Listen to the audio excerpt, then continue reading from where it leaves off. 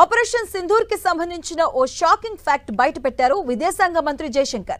గత కొద్ది రోజులుగా అసలు సీజ్ ఫైర్ కి భారత్ ఎందుకు ఒప్పుకోవాల్సి వచ్చిందో అనే అంశంపై భిన్న అభిప్రాయాలు వ్యక్తమవుతున్న వేళ పార్లమెంటరీ కమిటీకి ఇవాళ ఆయన అప్పటి విషయాలను వివరించారు.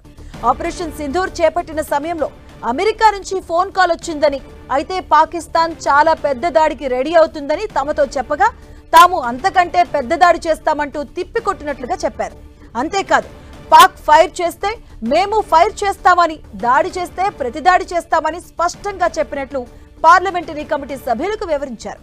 అంతేకాదు, అసలు సీజ్ ఫైర్ కి ముందుగా ప్రాధేయపడింది పాకిస్తానే అని, ఆ దేశం విజ్ఞప్తి మేరకే కాల్పుల విరమణకు ఓకే అన్నట్లుగా జయశంకర్ వివరించారు.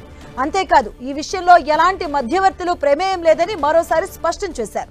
అసలు ఆపరేషన్ సింధూర్ అనేది ఉగ్రవాదంపై జరిగే నిరంతర యుద్ధమని, అది ఏ రూపంలో అయినా కూడా కొనసాగుతుందంటూ కూడా స్పష్టం చెప్పారు.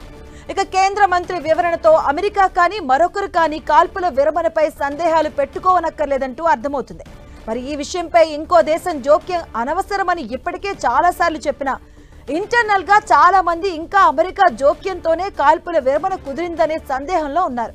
ఇక వారికి కూడా జయశంకర్ తాజా వివరణ కౌంటర్ గా భావించాలి.